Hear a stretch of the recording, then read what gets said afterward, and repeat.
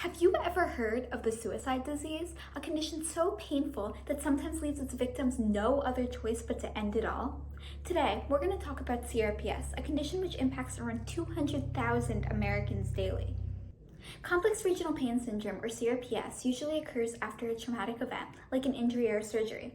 It's characterized by pain that is disproportionate to its stimulus, and it can technically occur anywhere, but it's most commonly found in arms, legs, hands, or feet. CRPS has two subtypes, CRPS1, which occurs without nerve damage, and CRPS2, which involves a confirmed nerve injury. CRPS1 is the most common of the two and makes up 90% of the cases. To diagnose CRPS, doctors use the Budapest Diagnostic Criteria. This characterizes CRPS using four distinct features: having pain that is disproportionate to its stimulus, having noticeable color or temperature changes, having changes in sweating or swelling patterns, and the ruling out of any other potential cause.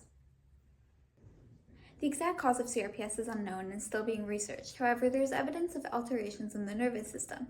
Normally, people feel pain when a stimulus signals sensory nerves to send electrical messages to the brain, causing the perception of pain. In patients with CRPS, however, the messages of pain are constantly being sent to the brain without a stimulus through a positive feedback loop mechanism called central sensitization.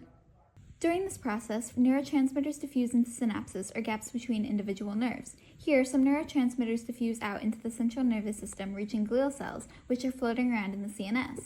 This activates the glial cells, which produces chemical products that stimulate more neurotransmitters to be released, causing this process to amplify and repeat.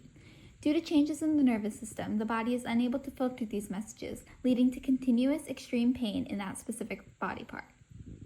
Because CRPS affects both the body and the mind, the most effective treatment method is holistic, as it addresses both physical and mental health together. In general, early diagnosis leads to better outcomes, and the main goal of treatment is to help people regain function in spite of their pain, as most people with CRPS have a form of chronic pain for the rest of their lives.